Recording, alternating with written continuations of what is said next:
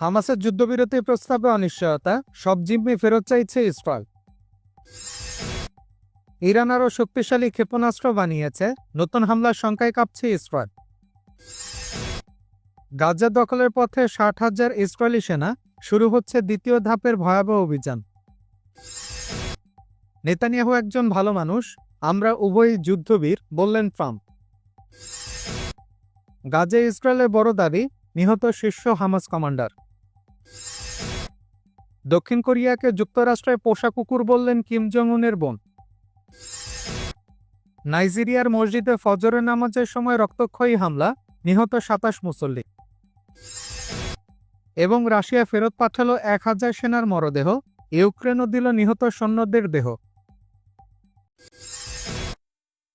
গাজা দখলের পথে 60,000 ইসরায়েলি সেনা, শুরু হচ্ছে দ্বিতীয় ধাপের ভয়াবহ অভিযান।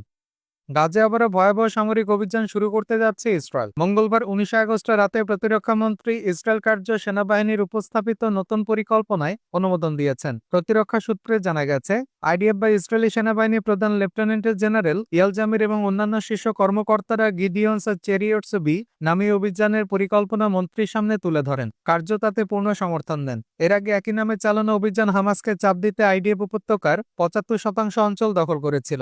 এবার লক্ষ্য আরো বড়, পুরো গাজা সিটি দখল। সূত্র জানাচ্ছে, কার্য বৈঠকে আইডিএফ এর প্রস্তুতি ও পরিকল্পনার প্রশংসা করেছেন। আক্রমণের অংশ হিসেবে প্রায় 60,000 সেনাকে রিজার্ভ থেকে ডাকার নির্দেশ অনুমোদন করা হয়েছে। ধারণা করা হচ্ছে, অভিযানের কারণে গাজা সিটি থেকে উপত্যকার দক্ষিণাঞ্চলে অন্তত 10 লাখ বেসামরিক ফিলিস্তিনি বাস্তুচ্যুত হবে। এর জন্য মানবিক সহায়তা পরিকল্পনা অনুমোদন দিয়েছে প্রতিরক্ষা মন্ত্রণালয়। হামাসের যুদ্ধবিরতির প্রস্তাবে অনিশ্চয়তা, সব জিম্মি ফেরত চাইছে ইসরায়েল। গাজা যুদ্ধ থামাতে নতুন করে আলোচনা ইঙ্গিত মিলল ইসরায়েলের করা অবস্থান পুরো প্রক্রিয়াকে অনিশ্চিত করে তুলেছে। কাতার ও মিশরের মধ্যস্থতায় হামাসে সোমবার 60 দিনের যুদ্ধবিরতির প্রস্তাব মেনে নিয়েছে। ওই প্রস্তাবে প্রায় অর্ধেক জিম্মিকে ফেরত দেওয়ার শর্ত রাখা হয়। কাতার জানিয়েছে, এটি যুক্তরাষ্ট্রের দেওয়া আগের খসড়ার সঙ্গে প্রায় অভিন্ন। তবে ইসরায়েলি সরকারি মুখপাত্র ডেভিড মেন্সার বলেছেন, তাদের সরকার আংশিক চুক্তিতে আগ্রহী নয়। প্রধানমন্ত্রী বেনিয়ামিন নেতানিয়াহু স্পষ্ট করেছেন, ইসরায়েলের নীতি অপরিবর্তিত, সব জিম্মিকে একসঙ্গে মুক্তি দিতে হবে, আংশিক নয়। ফিলিস্তিনি সূত্র বলছে, প্রস্তাব অনুযায়ী প্রথম ধাপে 10 জন জীবিত 18 জন মৃত জিম্মি ফেরত দেওয়ার কথা ছিল। ধাপে ধাপে আরো জিম্মি ছাড়ার পরিকল্পনা অন্তর্ভুক্ত ছিল। এর বিনিময়ে ইসরায়েলকে 1500 জন গাজাবাসী বন্দী ও দীর্ঘমেয়াদে সাজাপ্রাপ্ত কয়েদি মুক্তি দিতে পারত। কিন্তু ইসরায়েল দাবি করছে, বর্তমানে জীবিত জিম্মি আছে মাত্র 20 জন। ফলে প্রস্তাব নিয়ে অনিশ্চয়তা আরো বাড়ছে। এদিকে নেতানিয়াহুর কার্যালয় জানিয়েছে, আর যুদ্ধ শেষ করতে হলে শর্তগুলোর মধ্যে থাকতে হবে হামাসকে নিরস্ত্র করা, গাজার সামরিকীকরণ বন্ধ করা, গাজার চারপাশে ইসরায়েলি নিয়ন্ত্রণ বজায় রাখা এবং হামাস ও ফিলিস্তিনি কর্তৃপক্ষ ছাড়া নতুন প্রশাসন গঠন। একই সঙ্গে খবর এসেছে, ইসরায়েলি সেনারা গাজা সিটিতে প্রবেশের পরিকল্পনা করছে। এরই মধ্যে চলমান হামলায় হাজারো মানুষ ঘরবাড়ি ছেড়ে পালিয়েছে। গাজা স্বাস্থ্য মন্ত্রণালয় বলছে, 2023 সালে 7 অক্টোবর হামাসের হামলার পর থেকে এ পর্যন্ত গাজায় 62,000-এর বেশি মানুষ নিহত হয়েছে। ভেঙে পড়েছে অবকাঠামো, তীব্র খাদ্য সংকট দেখা দিয়েছে, আর জাতিসংঘের খাদ্য বিশেষজ্ঞরা সতর্ক করেছেন, আর দুর্ভিক্ষ আসন্ন। গাজা ইসরায়েলের বড় দাবি, নিহত শীর্ষ হামাস কমান্ডার। দক্ষিণ গাজায় বড়সড় হামলার পর এক হামাস কমান্ডারকে হত্যার দাবি করেছে ইসরায়েলি সেনাবাহিনী। বুধবার রাতে প্রকাশিত এক বিবৃতিতে জানানো হয়, দক্ষিণ গাজার খান ইউনিস এলাকায় সেনাদের অভিযানে নিহত হয়েছেন হামাসের সামরিক শাখা নুকবা কোম্পানির commander Mohammad Naif Abu Samala. ইসরায়েলি সেনারা দাবি করেছে, আবু সামালা ছিলেন 2023 সালে 7 অক্টোবর দক্ষিণ ইসরায়েলের একটি সেনা পোস্টে হামলার সঙ্গে জড়িত। তবে ফিলিস্তিনের দিক থেকে এসেছে ভয়াবহ এক পরিসংখ্যান। গাজার সরকারি গণমাধ্যম অফিসে জানিয়েছে, যুদ্ধ শুরুর পর থেকে ইসরায়েলি বাহিনীর আক্রমণে এখন পর্যন্ত 19,000-এর বেশি শিশু, মোট 62,000-এর বেশি ফিলিস্তিনি নিহত হয়েছেন। প্রায় 2 বছর ধরে চলা এই সংঘাতকে অনেক আন্তর্জাতিক মহলই গণহত্যা বলে আখ্যা দিচ্ছে। জাতিসংঘের ফিলিস্তিনি শরণার্থীদের সহায়তা সংস্থা UNRWA সতর্ক করেছে, গাজায় শিশুদের জন্য এখন আর কোথাও কোনো নিরাপদ স্থান নেই। এছাড়া ইসরায়েল অবরোধের কারণে খাদ্য ও ওষুধ সরবরাহ বন্ধ হয়ে যাওয়ায় গাজায় ভয়াবহ দুর্ভিক্ষ দেখা দিয়েছে। ইরান আরও শক্তিশালী ক্ষেপণাস্ত্র বানিয়েছে, নতুন হামলার শঙ্কায় কাঁপছে ইসরায়েল। মধ্যপ্রাচ্যে আবার উত্তেজনা বাড়ছে। ইরান সরাসরি হুঁশিয়ারি দিয়েছে, ইসরায়েল যদি নতুন করে আগ্রাসন চালায় তাহলে এবার ব্যবহার করা হবে আর উন্নত শক্তিশালী ক্ষেপণাস্ত্র। ইরানের প্রতিরক্ষা মন্ত্রী আজিজ নাসিরজাদে রাষ্ট্রীয় সংবাদ মাধ্যম ইরনাকে জানিয়েছেন, 12 দিনের যুদ্ধে যে ক্ষেপণাস্ত্র ব্যবহার হয়েছিল সেগুলো কয়েক বছর আগের তৈরি। এখন আমাদের কাছে আর আধুনিক ও শক্তিশালী অস্ত্র রয়েছে। জাহানবাদী শত্রু যদি ফের আগ্রাসন চালায় আমরা বিনা দ্বিধায় তা ব্যবহার করব। গত জুনে ইসরায়েল ইরানে বিমান হামলা শুরু করলে দুই দেশের মধ্যে টানা 12 দিন ভয়াবহ যুদ্ধ চলে। ওই হামলায় নিহত হয় ইরানের শীর্ষ সামরিক কমান্ডার, গুরুত্বপূর্ণ পরমাণু বিজ্ঞানী এবং শত শত সাধারণ মানুষ। কিছু সময়ের জন্য যুক্তরাষ্ট্র যুদ্ধে যুক্ত হয়ে ইরানের পারমাণবিক স্থাপনায় আঘাত আনে। পরে 24শে জুন থেকে যুদ্ধবিরতি চলছে, তবে ইরান বারবার সতর্ক করছে যে এটি আসলে শুধুই অস্ত্রবিরতি, প্রকৃত শান্তি নয়। ইরানের প্রথম উপরাষ্ট্রপতি মোহাম্মদ রেজা আরিফ সোমবার বলেন, আমরা যুদ্ধ চাই না, কিন্তু প্রতিটি মুহূর্তে প্রস্তুত থাকতে হবে। ইরানি সংবাদ মাধ্যম জানিয়েছে, বৃহস্পতিবার থেকে 2 দিনব্যাপী সামরিক মহড়া শুরু করবে ইরান। মহড়ায় ব্যবহৃত হবে স্বল্প ও মধ্যম পাল্লার ক্রুজ ক্ষেপণাস্ত্র। পশ্চিমা দেশগুলো দীর্ঘদিন ধরে ইরানের মিসাইল কর্মসূচি নিয়ে উদ্বেগ প্রকাশ করে আসছে। 2025 সালের জুলাইয়ে ফ্রান্স আহ্বান জানিয়েছিল, ইরানের সঙ্গে এমন একটি চুক্তি করতে হবে যাতে শুধু পারমাণবিক কর্মসূচি নয়, মিসাইল শক্তি আঞ্চলিক কর্মকাণ্ড অন্তর্ভুক্ত হয়। তবে তেহরান আগে স্পষ্ট জানিয়ে দিয়েছে, আমাদের সামরিক সক্ষমতা আলোচনার জন্য নয়। নাইজেরিয়ার মসজিদে ফজরের নামাজের সময় রক্তক্ষয়ী হামলা, নিহত 27 মুসল্লি। আফ্রিকার দেশ নাইজেরিয়ার উত্তরাঞ্চলে ফজরের নামাজের সময় ভয়াবহ সশস্ত্র হামলায় রক্তে ভেসে গেল একটি মসজিদ। এলোপাতারি গুলিতে নিহত হয়েছেন অন্তত 27 জন মুসল্লি।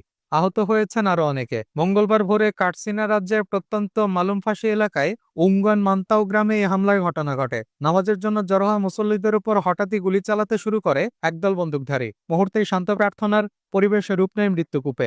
এখনো পর্যন্ত কোনো পক্ষ হামলার দায় স্বীকার করেনি, তবে স্থানীয়রা বলছে উত্তর পশ্চিমে উত্তর মধ্য নাইজেরিয়ার এই ধরনের হামলা প্রায়ই ঘটে থাকে। পশুপালক ও কৃষকদের মধ্যে জমি ও পানির বিরোধ থেকেই সাধারণত এসব সহিংসতার সূত্রপাত হয়। গত জুনে দেশটির উত্তর মধ্যাঞ্চলে অনুরূপ এক হামলায় শতাধিক মানুষ প্রাণ হারিয়েছিলেন। এদিকে রাজ্যের নিরাপত্তা কমিশনার নাসির মুয়াজ্জু জানিয়েছেন, রক্তক্ষয়ী হামলার পরপরই এলাকায় সেনা পুলিশও মোতায়েন করা হয়েছে যেন ভবিষ্যতে আর কোনো হামলা ঠেকানো যায়। দক্ষিণ কোরিয়াকে যুক্তরাষ্ট্রের পোষা কুকুর বললেন কিম জং উনের বোন। উত্তর কোরিয়ার সর্বোচ্চ নেতা কিম জং উনের বোন কিম ইয় জং আবারও কঠোর মন্তব্য করে আলোচনায় এলেন। তিনি স্পষ্ট জানিয়ে দিয়েছেন, পিয়ংইয়ং কোনোদিনই সিওলকে কূটনৈতিক অংশীদার হিসেবে গ্রহণ করবে না। বুধবার দেশটির রাষ্ট্রীয় সংবাদ মাধ্যমে বলা হয়, মঙ্গলবার পররাষ্ট্র মন্ত্রণালয়ের কর্মকর্তাদের সঙ্গে বৈঠকে কিম ইয় জং দক্ষিণ কোরিয়াকে যুক্তরাষ্ট্রের বিশ্বস্ত কুকুর বলে আখ্যা দেন। তার দাবি, উত্তর কোরিয়ার জন্য সবচেয়ে ক্ষতিকর দেশ হল দক্ষিণ কোরিয়া, তবে মার্কিনীদের পোষা কুকুর মাত্র। তিনি আরো বলেন, সিউল ওয়াশিংটনে বেপরোয়া সামরিক মহড়া সাউথ কোরিয়ার আসল মনোভাবের প্রমাণ, তাই তাদের বিরুদ্ধে দ্রুত ব্যবস্থা নেওয়া দরকার। এর আগে দক্ষিণ কোরিয়ার নতুন প্রেসিডেন্ট লি জে মিয়ং সীমান্তে শত্রুতামূলক কার্যক্রম বন্ধ করে শান্তির বার্তা দিয়েছেন। তিনি বলেছিলেন, তার সরকার উত্তর কোরিয়ার বর্তমান ব্যবস্থাকে সম্মান করে, তবে ইয় জং মনে করেন এসব কেবল দেখানোর শান্তি প্রচেষ্টা, যাতে দোষ চাপানো যায় পিয়ংইয়ং এর উপর। বিশ্লেষকদের মতে, কিম ইয় জং এর বক্তব্যে দুই কোরিয়ার সম্পর্ক আরো এক ধাপ খারাপের দিকে যাচ্ছে। আর যদিও দক্ষিণ কোরিয়ার একত্রীকরণ মন্ত্রণালয় জানিয়েছে তারা শান্তি প্রতিষ্ঠার পদক্ষেপ চালিয়ে যাবে। প্রসঙ্গত, এর আগেও কিম জং উন নিজে দক্ষিণ কোরিয়াকে চিরশত্রু ঘোষণা করেছিলেন। একই সঙ্গে যুক্তরাষ্ট্রের সঙ্গে তাদের সামরিক মহড়ার তীব্র সমালোচনা করে নতুন পারমাণবিক যুদ্ধজাহাজ তৈরির ঘোষণা দেন। আন্তর্জাতিক বিশেষজ্ঞরা বলছেন, ইউক্রেন যুদ্ধের কারণে পিয়ংইয়ং মস্কো ঘনিষ্ঠ হয়ে উঠেছে। ইতোমধ্যে উত্তর কোরিয়া রাশিয়াকে হাজার হাজার সেনা ও সামরিক সরঞ্জাম দিয়েছে। ফলে শুধু কোরীয় উপদ্বীপ নয়, মধ্যপ্রাচ্য থেকে তাইওয়ান পর্যন্ত নানা বিষয়ে এখন সরব হয়ে উঠেছে পিয়ংইয়ং। নেতানিয়াহু একজন ভালো মানুষ, আমরা উভয় যুদ্ধবীর, বললেন ট্রাম্প।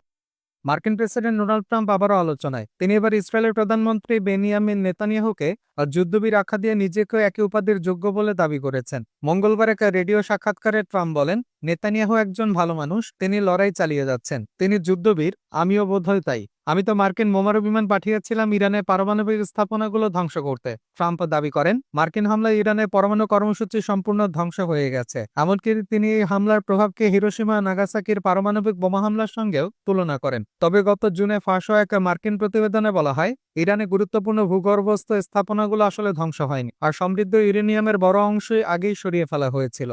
যুদ্ধের সূত্রপাত হয় 13 জুন, যখন ইসরায়েল ইরানের শীর্ষ সামরিক কর্মকর্তা, পারমাণবিক বিজ্ঞানী ও ক্ষেপণাস্ত্র ঘাঁটিতে বিমান হামলা চালায়। পাল্টা জবাবে ইরান 550টি ব্যালিস্টিক ক্ষেপণাস্ত্র 1000 ড্রোন নিক্ষেপ করে। এতে ইসরায়েলে 28 জন নিহত হন এবং বিশ্ববিদ্যালয়, আবাসিক ভবন ও একটি হাসপাতালে আঘাত লাগে। এমনকি ইরান কাতারে অবস্থিত একটি মার্কিন ঘাঁটিতে হামলা চালায়। সাক্ষাৎকারে ট্রাম্প নেতানিয়াহুর প্রতি সমর্থন জানিয়ে তার দুর্নীতির বিচারকে ডাইনি শিকার বলে আখ্যা দেন এবং ইসরায়েলকে মামলা বাতিল বা ক্ষমা দেওয়ার আহ্বান জানান। তার দাবি, আমেরিকা নেতানিয়াহুকে রক্ষা করবে। ট্রাম্প আরও জানান, তিনি প্রেসিডেন্ট থাকাকালে 7টি বড় যুদ্ধ বন্ধ করেছেন, যার মধ্যে একটি নিয়ে নাকি কেউ কিছুই জানে না। এছাড়া গাজা থেকে জিম্মি মুক্তির কৃতিত্ব নিজের কাঁধে নেন তিনি, যদিও এখনও সেখানে কয়েক ডজন মানুষ বন্দী রয়েছেন।